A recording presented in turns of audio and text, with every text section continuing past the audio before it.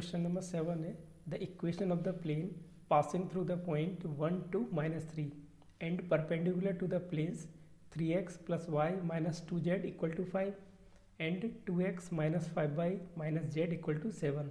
तो आपको इस क्वेश्चन में एक प्लेन का इक्वेशन फाइंड करना है which is passing through this point and which is perpendicular to these two planes. एक प्लेन आपका ये है और एक प्लेन आपका ये है। तो आपका प्लेन इस प्लेन के और इस प्लेन के परपेंडिकुलर होना चाहिए। अब देखो आपको प्लेन की इक्वेशन फाइंड करनी है, तो प्लेन की इक्वेशन के लिए आपको क्या ज़रूरत पड़ेगी, तो आपको ज़रूरत पड़ेगी directional ratios of the normal to the plane, और आपको ज़रूरत पड़ेगी एक पॉइंट की। तो आपको पॉइंट तो गिवन है, अब आपको फाइंड करना है directional ratios of the normal to the plane. तो आपको जिस प्लेन की इक्वेशन फाइंड करनी है उसके नॉर्मल के डायरेक्शन रेशियोज फाइंड करने हैं।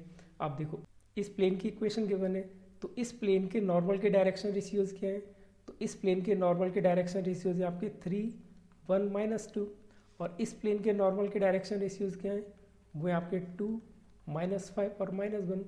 देखो अगर आपको ये प्लेन की इक्वेशन गिवन है ax + by + cz = d, तो इस प्लेन के नॉर्मल के डायरेक्शन रेशियोज क्या होते हैं, तो इस प्लेन के नॉर्मल के डायरेक्शन रेशियोज क्या है, a, b और c। तो सेम काम किया आपने इस प्लेन के साथ और इस प्लेन के साथ। तो इस प्लेन के नॉर्मल के डायरेक्शन रेशियोज क्या है, वो है 3, 1 और -2, और इस प्लेन के नॉर्मल के डायरेक्शन रेशियोज वो है 2, -5 और -1। अब देखो आपको जिस प्लेन की इक्वेशन फाइंड करनी है वो प्लेन इस प्लेन के और इस प्लेन के परपेंडिकुलर है।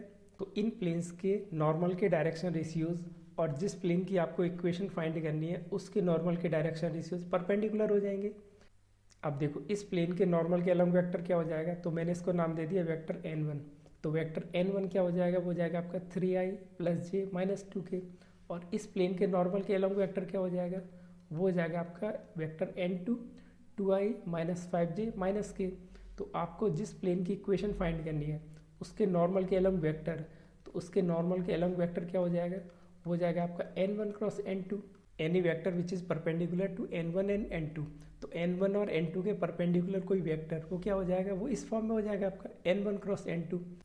अब देखो जब आपको n1 × n2 मिल जाएगा तो आपको एक वेक्टर मिल जाएगा आपके प्लेन के परपेंडिकुलर। तो आपको प्लेन के नॉर्मल के अलोंग डायरेक्शन रेशियोज चाहिए, तो आप डायरेक्शन रेशियोज फाइंड कर सकते हो इस वेक्टर से। तो जब आप डायरेक्शन रेशियोज फाइंड कर लोगे, आपके पास पॉइंट है, तो आप प्लेन का इक्वेशन फाइंड कर सकते हो। तो पहले आपको इस क्वेश्चन में n1 × n2 फाइंड करना है।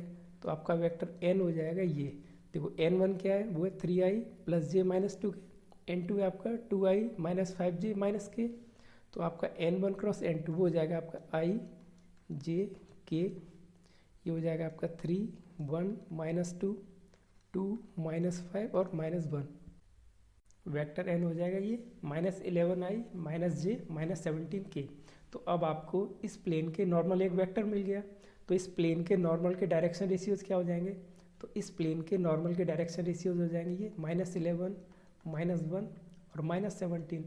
तो आप इसको ये भी लिख सकते हो सेम रेशियो में, तो आप इसको ये भी लिख सकते हो 11, 1 और 17। तो आपके प्लेन के नॉर्मल के डायरेक्शन रेशियोज क्या है, 11, 1 और 17। तो अब आपके रिक्वायर्ड प्लेन की इक्वेशन क्या होगी, वो आपकी इस फॉर्म में होती है ax - x1 + b y - y1 + c z - z1। और इसमें आपका x1, y1, z1 क्या है, पॉइंट। तो इस केस में आपका x1 का वैल्यू क्या है, 1, y1 का वैल्यू आपका 2 और z1 का वैल्यू आपका -3। और a का वैल्यू क्या है, a का वैल्यू आपका 11, b का वैल्यू क्या है 1 और c का वैल्यू क्या है 17। तो आपके रिक्वायर्ड प्लेन की इक्वेशन क्या आ जाएगी, वो आ जाएगी आपकी ये 11 × x - 1 + 1 × y - 2 + 17 × z + 3।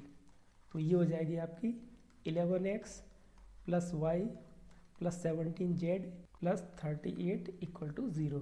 तो आपके प्लेन की इक्वेशन में हो गई है।